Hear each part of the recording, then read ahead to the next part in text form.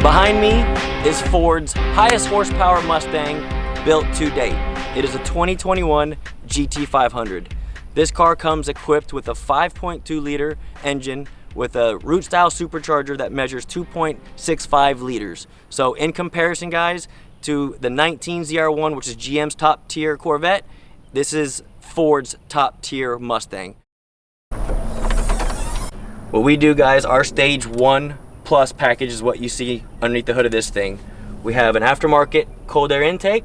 We have a smaller supercharger pulley, obviously with the other belt, to spin the supercharger that much harder for a few more pounds of boost. We do a 180-degree thermostat, as well as larger injectors, and of course a complete tune once finished. And those of you that look on our website or check our sales staff, this is considered our stage 1 plus package, so it can run on 93 octane or E85. And again, from the factory, this thing makes 760 horsepower flywheel. On our dyno, it made 645 rear wheel horsepower. On 93 octane, it was, I believe, 760 rear wheel horsepower.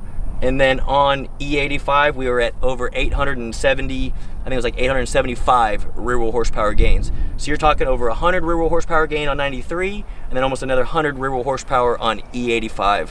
And again, guys, this is a very simple package when it comes to the mods we do to it and the time it takes us to do this thing.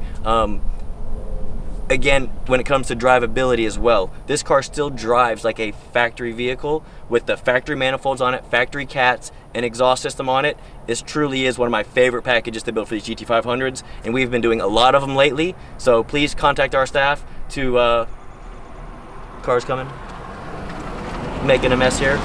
Contact our staff, guys, because we do have several different stages from 1 to 3. Just like we do with our 19 ZR1s and our other GM vehicles, and even our 5.0 Mustangs. You can take this supercharger and very easily get this thing from going from 870 rear wheel horsepower to 1100 rear wheel horsepower, and again, still drive like a stock car. It's not like a GM where we go in there and change the camshaft, have it loping at idle like that. The dual overhead cam, this thing idles nice and smooth. There's no reason for it, in my opinion, to keep it the way it is with the stock motor. 1,050 rear wheel horsepower in a car like this is a blast to drive.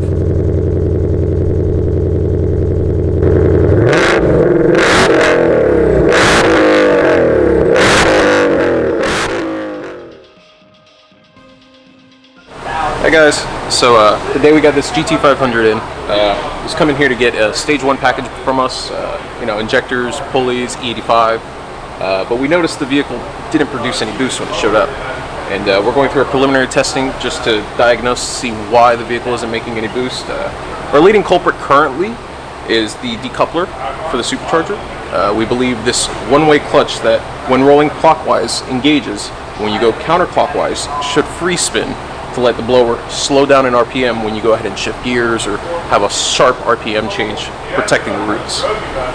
We believe that this may not be coupling in the clockwise position, so we're going to go ahead and replace it with a unit we have in stock just for testing purposes to see if it does produce any boost before we go ahead and modify it.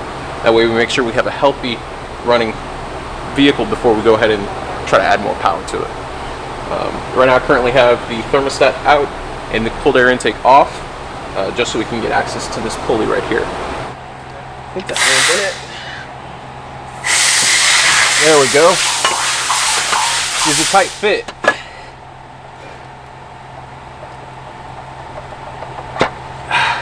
There we go. And here we have our decoupler. So we'll go ahead. There's our problem. So this should lock up on the clockwise side, and as you can see, I'm holding this pulley both directions, and it is not locking up. If we take our sample unit that we have here, I'm going to go ahead and do the same thing. It is forcing my hand to go this way, but not the opposite way. So we have seen a failing decoupler happen on this vehicle. So I've gone ahead and taken the stock failed pulley off there. You can see there's some damage on the edges here where you can see the bearing has deteriorated. And I went ahead and put in our new Grip Tech pulley with a swappable hub. That way we eliminate the whole clutch system in the front end to make it a fixed pulley. Eliminate future problems that may be associated with that pulley. I'm gonna go ahead and install it. I've installed some gasketing material on the backside, put it on the block.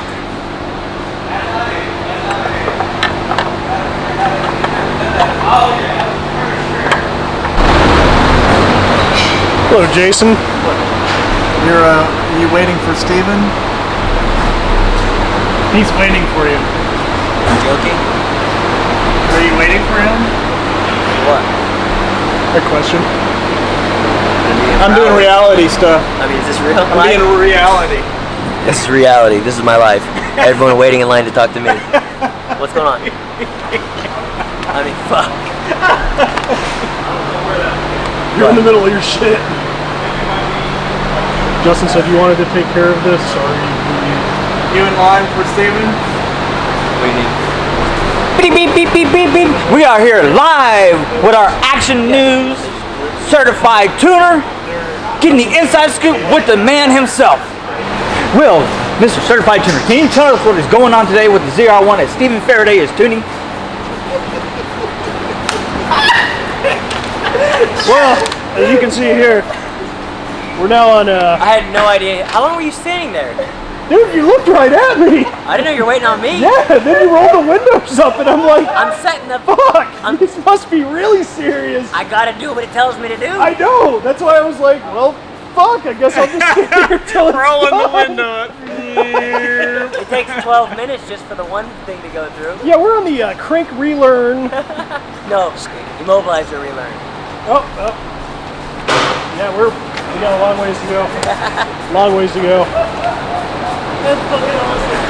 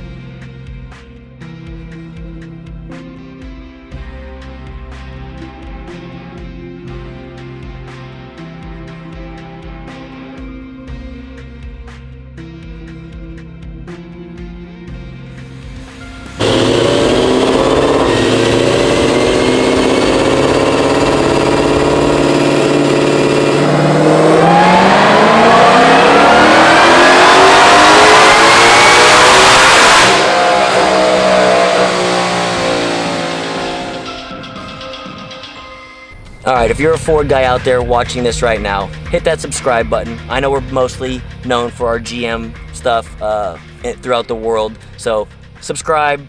We have plenty of Ford builds coming up in the future that are insane that you will love to watch, whether it's the new GT500s, the new F-150s, or even some of the EcoBoost stuff. So subscribe and comment below what year and make Ford you have.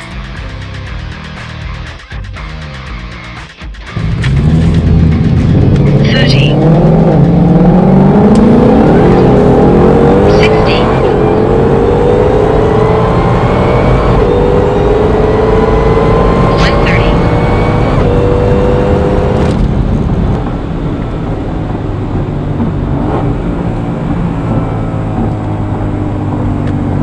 Ah, that thing's fun.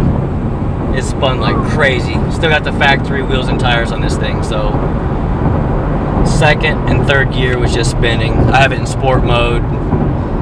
Yeah, this thing definitely needs some Toyos on it to go from a low roll like that to get a good 60 to 130. And to handle the extra horsepower, our Stage 1 and our Stage 1 Plus, yes, you can hold the Michelin tires.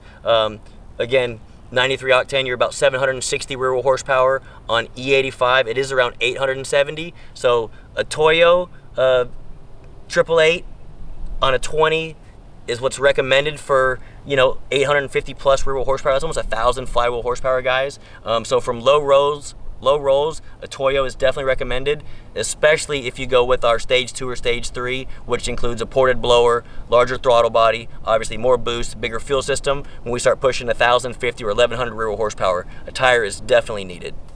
All right, for this package behind us, guys, those of you out of state looking to ship your car, again, we've been doing a lot of these here lately. This is a 1 week turnaround. So if your car shows up on a Monday, it will be shipping back to you the following Monday.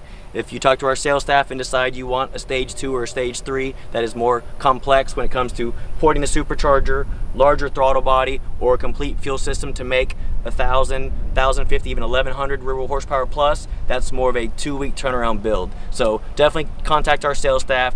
They will get you hooked up on what package is right for you.